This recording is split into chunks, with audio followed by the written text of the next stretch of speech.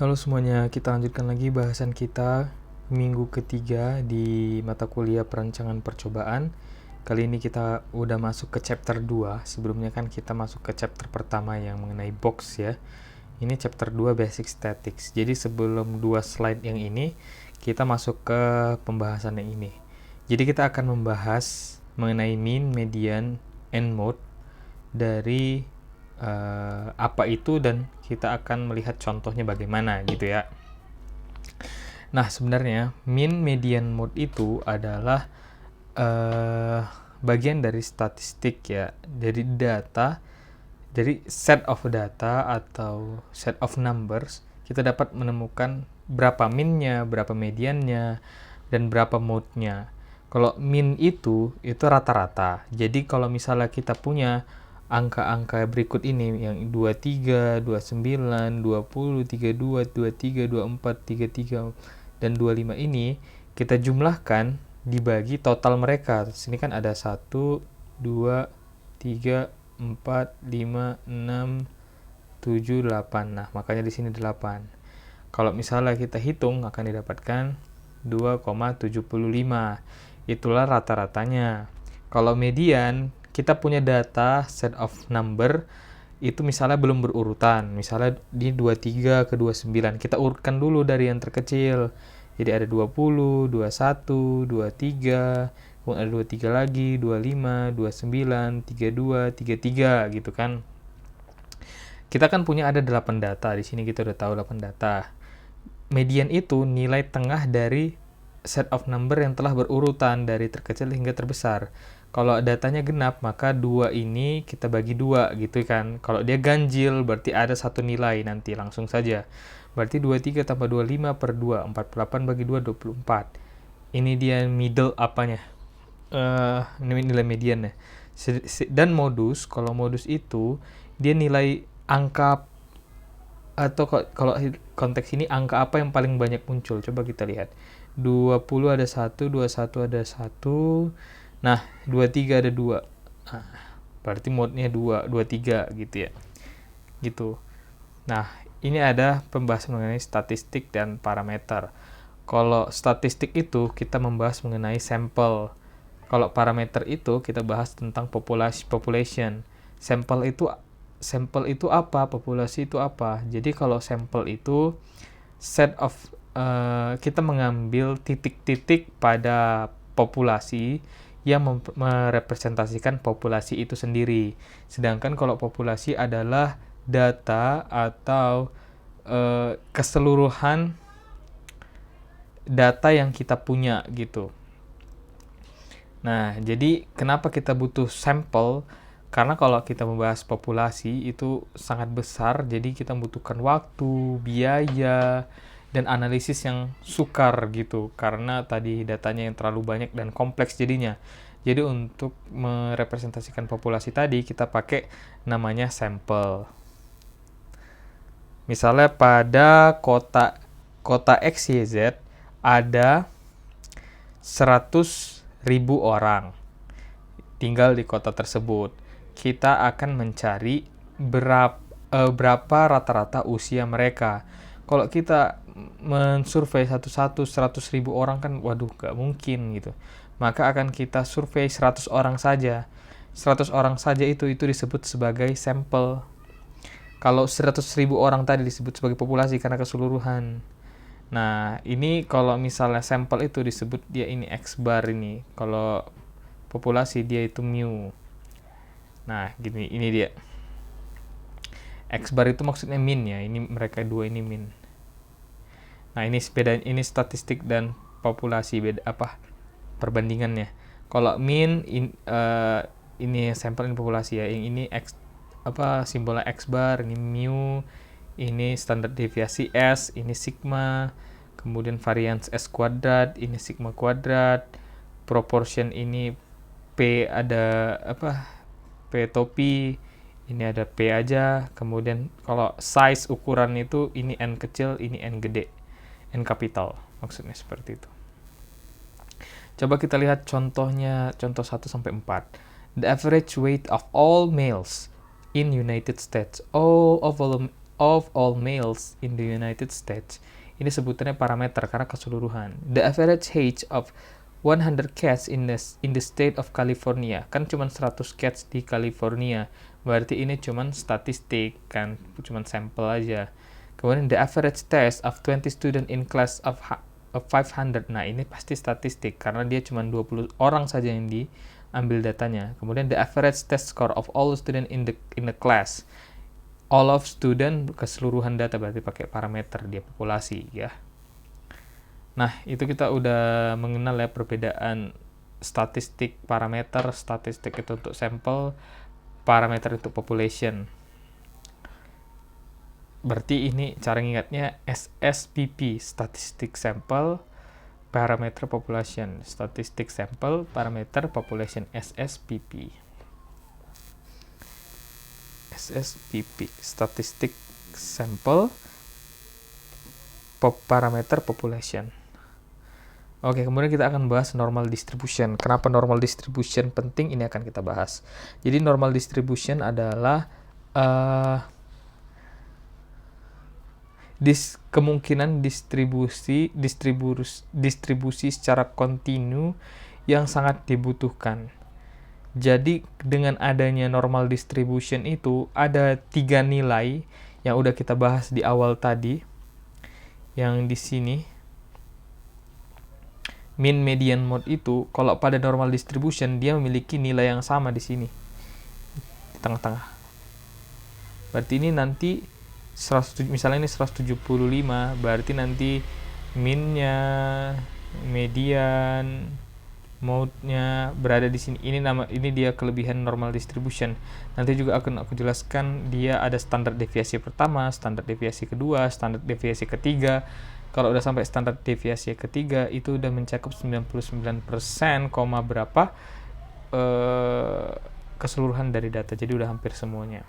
Ya.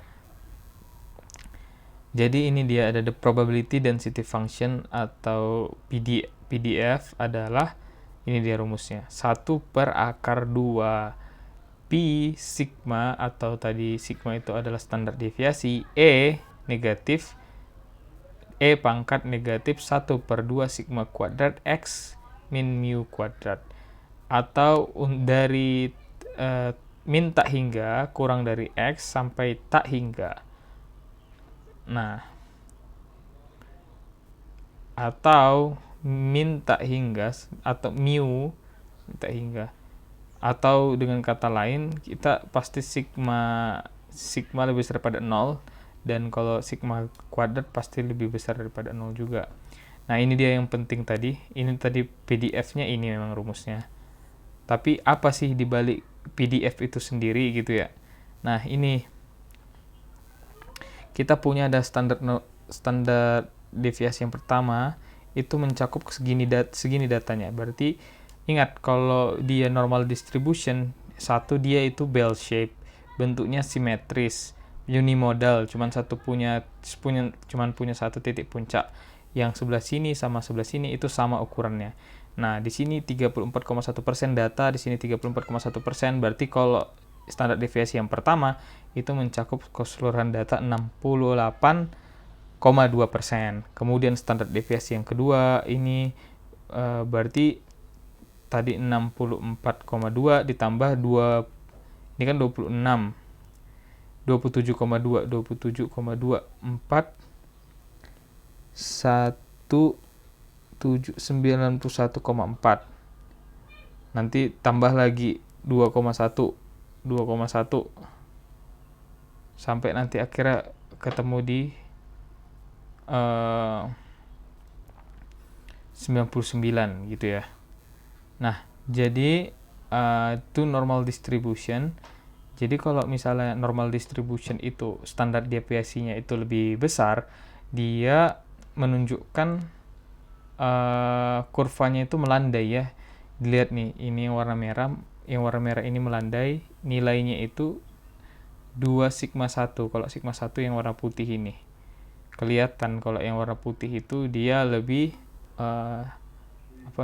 lebih memuncak gitu. Jika X adalah sebuah variabel acak yang memiliki distribusi normal di mana mean dan variance we write this as. Nah, jadi nilai X itu di normal distribution mu atau mean tadi kalau yang kayak gini ini bentuknya untuk yang population ya. Nah, ini standar deviasinya. Nah, gitu ya. Jadi menuliskan untuk normal distribution itu X n mu standar sigma kuadrat. Dan untuk standard normal distribution with mean and variance, mean-nya 0, variance-nya 1. Jadi normal distribution itu distandarisasi gitu. Jadi nilainya Z. Nilai Z itu N, ini tadi, mu nilainya 0, kan tadi varian 1 pun kalau di sigma kan hasilnya 1 gitu. Nah, seperti itu ya. Berarti nilai Z-nya untuk standar deviasi itu N 0,1 ya batasnya. Berarti mu sama sigmanya 0 dan 1. Dan kita sering menemukan harus mencari area di bawah kurva pada kurva standar, normal standard distribution ya. Misalnya ini X, probability X itu muncul berarti ada di rentang A, A lebih kecil daripada X, lebih kecil daripada B gitu ya. Tentang itu. Maka menemukan probabilities dan percentiles yang dibutuhkan untuk mengintegrasi PDF tadi, probability density function tadi. Nah, but we'll use software or standard normal table. Jadi nanti ada table ketika kita udah tahu nilai Z-nya, kita bisa tahu nilai PDF-nya. Ataupun kalau kita tahu nilai PDF ya kita tahu bisa nilai Z-nya gitu ya. Ini kita akan menghitung measures of variability. Measures of variability itu ada range, ada standard deviation, ada variance. Kenapa variability itu penting gitu ya? Kenapa kita harus mengukur variability itu? Atau variability itu keanekaragaman data lah bisa kita bilang ya. Sebentar.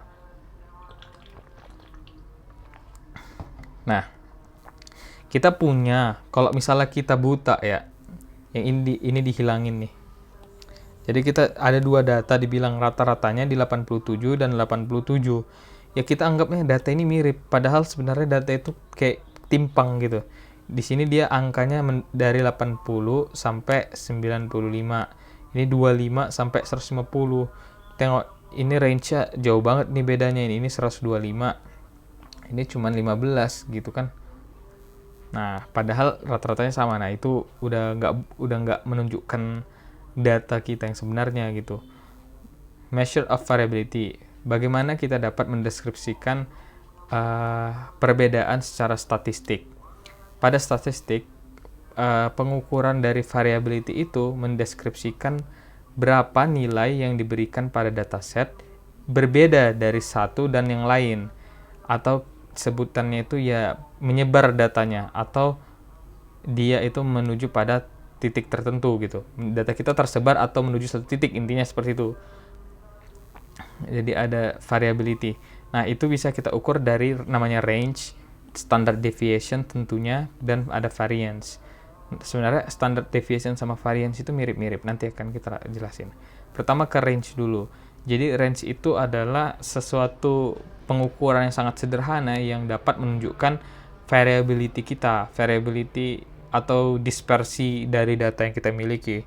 Dia R itu range, H the highest score in the set dikurang the lower scores in the set, atau R sama dengan H min L.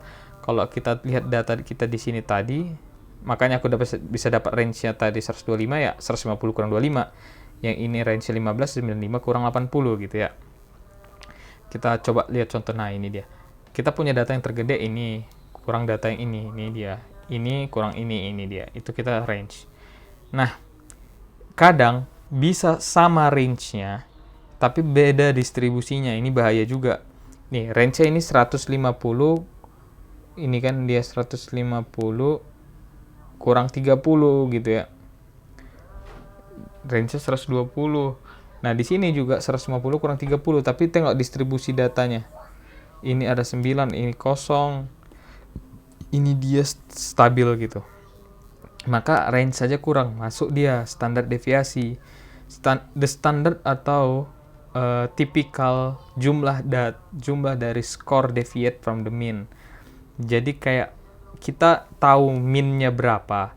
Jadi dia berbeda dari nilai min-nya itu berapa gitu. Nah, itu disebut standar deviasi. Jadi semakin tinggi standar deviasinya, maka sebenarnya perbedaan atau variability data kita terhadap min tadi emang cukup tinggi gitu ya. Coba kita lihat. Nah, standar deviasi itu antara populasi, kan udah kita bahas populasi itu atau N gede, sampel itu kan N kecil. Sampel itu cuman beberapa sampling of data. Kalau population itu keseluruhan data. Ini simbolnya sigma, yang ini S. Bukan sigma yang seperti ini, tetapi sigma yang kayak tensile strength ya. Dan kenapa ini penting? Karena dengan standar deviasi itu kita bisa lihat data itu seberapa jauh dari min-nya gitu ya. Number of standard deviation away from the mean gitu ya. Nah, kalau misalnya kita lihat di sini kan kita punya data, di sini min-nya. Kita punya min, ada median, ada mode, itu dinilai yang sama pada normal distribution. Normal distribution itu kelebihannya juga. Kita udah aku jelaskan tadi, di sini ada 68% data, ini 95% data, di sini 99,7% data di standar deviasi yang ketiga gitu. Di sini udah benar-benar jarang banget lah kalau probability-nya. Misalnya kita punya perhitungan atau dataset IQ score. Jadi mu itu rata-ratanya orang itu ada di sini di 100. Kalau di standar deviasi pertama berarti kan kita punya standar deviasi 15. Berarti 100 mu kurang standar deviasi pertama 85, mu tambah ini. Ini kan mu kurang 2 kali standar deviasi berarti 100 kurang 30 70, 100 tambah 30 130. Dan ketiga ya berarti 45, 100 kurang 45 55, 100 tambah 45 145. Di sini udah menunjukkan sebenarnya yang di sini itu udah di 99% data. Kalau di sini udah hampir jarang banget lah, itu udah outlier ya. Nah, dan pun kita batasnya di sini, kalau kita dapat di sini, ini kita peluangnya cuman di mana? Sorry ya. Di berapa persen? Di 2,1%.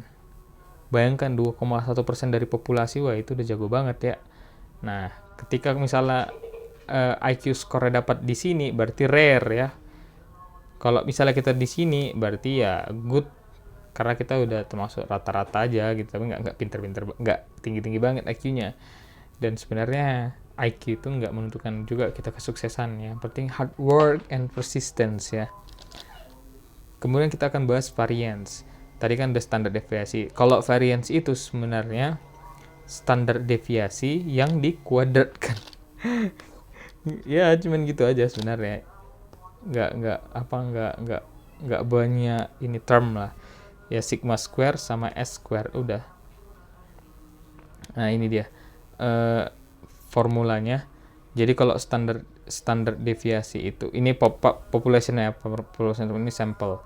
Standar deviasi sigma sama dengan akar dari sigma mu i, ini apa namanya?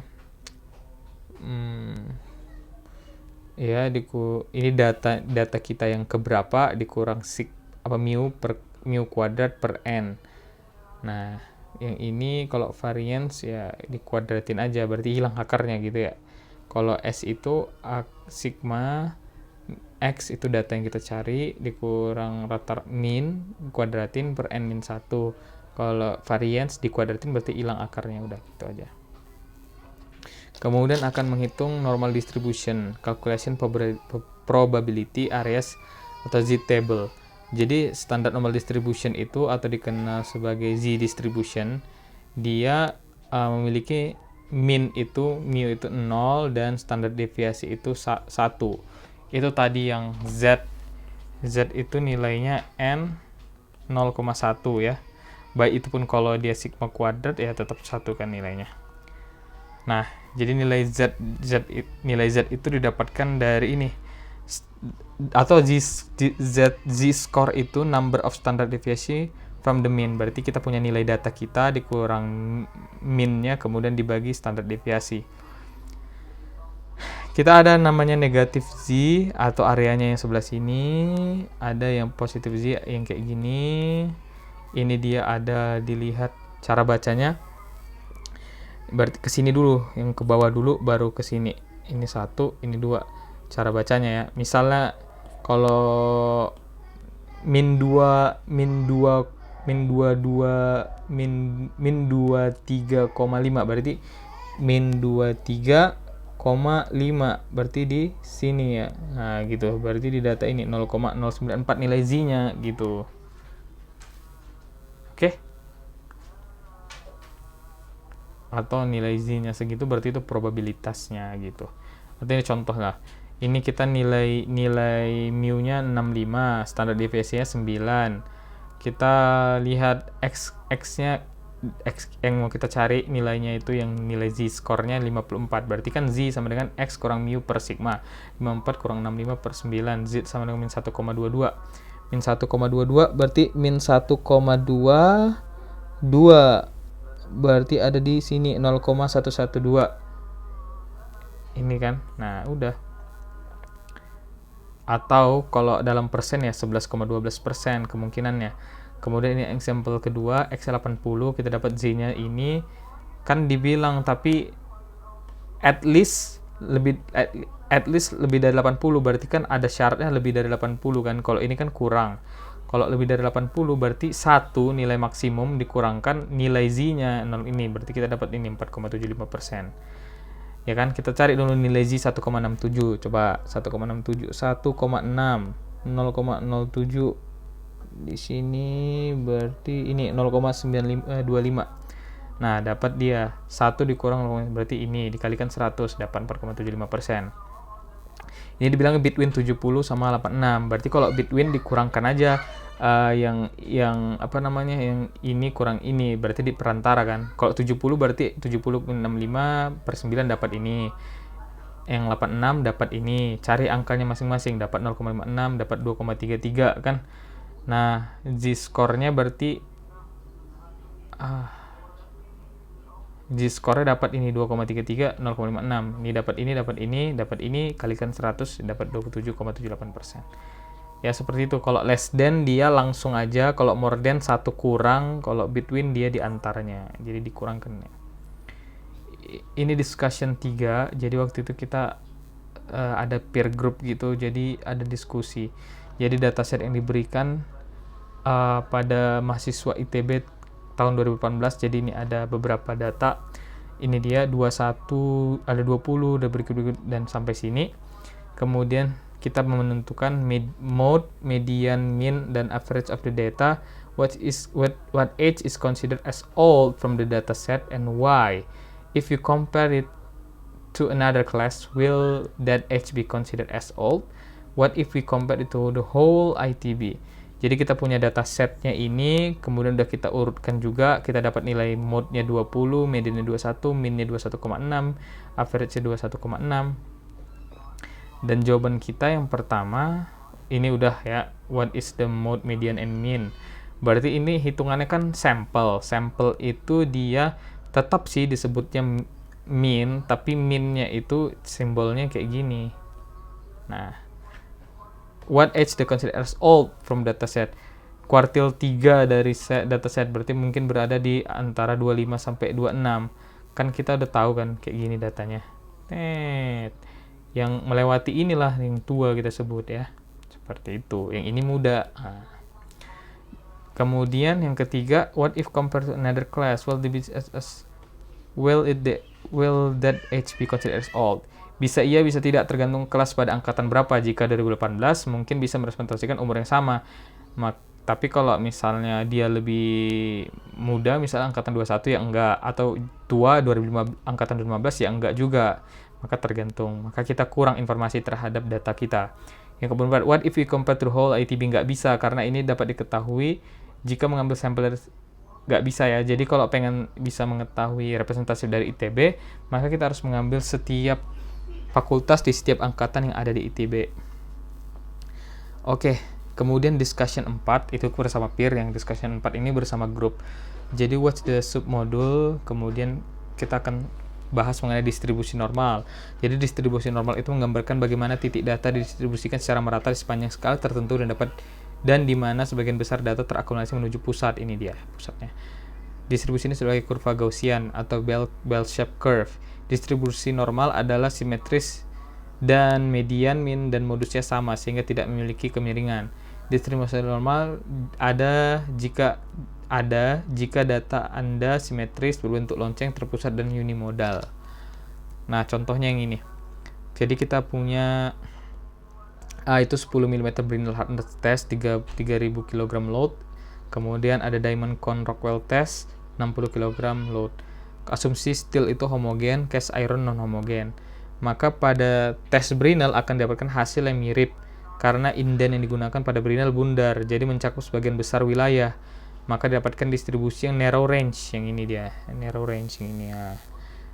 Sehingga minnya akan tinggi. Pada tes Rockwell akan didapatkan hasil yang cukup berbeda pada steel and cast iron karena indentor yang digunakan adalah diamond dan menembus sebagian kecil daerah. Jadi diamond itu kayak gini dan kecil, dia nggak bulat gede gitu.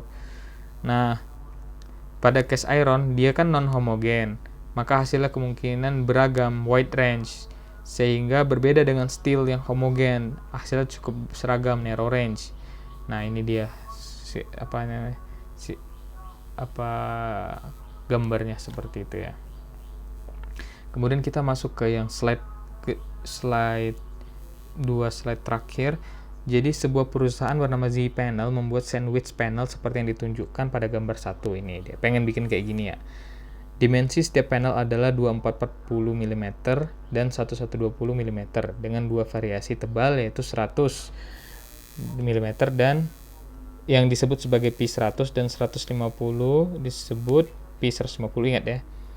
Pada saat diproduksi, campuran EPS, semen, dan sen atau coarse slurry diaduk dalam sebuah mixer besar dan dituangkan dalam rongga cetak yang kedua sisinya sudah dipasangkan kalsium silikat board. Dalam satu batch pencampuran coarse slurry dapat diproduksi 144 buah panel berukuran 100 mili, sedangkan satu batch pencampuran coarse slurry menghasilkan 126 panel berukuran 150. Setiap harinya terdapat 2 shift produksi setiap 12 jam. Setiap shift produksi dapat menghasilkan 2 batch coarse slurry. Shift 1 pukul 6 pagi 6 sore. Shift panel adalah untuk membuat shift sandwich panel P100 dan shift kedua pukul 6 sore sampai 6 pagi adalah membuat sandwich panel 150. Jika kita ingin mengaproksimasi rata-rata kekuatan dari si panel kita, maka kita harus mengambil sampel. Caranya bagaimana? Kan kalau kita mengambil sampel, kita harus merepresentasikan keseluruhannya. Cara merepresentasikan keseluruhannya, yang pertama, kita ambil sampel dari setiap batch dan berapa banyak sampel yang kita ambil. Kemudian ambil lagi dari setiap shift, berapa sampel. Kemudian ambil dari setiap day, berapa sampel. Dan ambil setiap batch dari setiap shift, dari setiap hari. Nah, itu dia yang lengkapnya untuk mewakili keseluruhan data kita. Seperti itu ya. Jika random sampling bertemu sebagai kriteria dari if the random sampling meet the criteria for independent identically distributed observation, maka kita nanti ada mengenal namanya parent distribution dan sampling distribution. Kalau dia parent distribution for observation Y, W in sample distribution for average Y. Jadi kalau mean itu dia ini bentuknya. Kalau variance itu sigma kuadrat, ini sigma kuadrat per n. Kalau standar deviasi sigma, ini sigma akar n. N itu apa? N itu banyak datanya sebagai sampling distribution ya tadi. Kemudian form of parent distribution itu bisa banyak, tapi kalau si sampling itu dia lebih ke normal distribution. Makanya kita butuh kadang sampling distribution itu yang mengubah awalnya kita formnya itu agak aneh-aneh jadi bentuknya normal distribution, sehingga kita dapat mengolah datanya lebih mudah. Karena tadi kan ada term rules-nya, yang standar deviasinya, kita tahu nilai z-score, kemudian kita tahu nilai min, median, mode-nya satu nilai, ya seperti itu. Mungkin itu aja review kali ini, nanti akan dibahas juga chapter week keempat dan week kelima beserta ada PR. Thank you.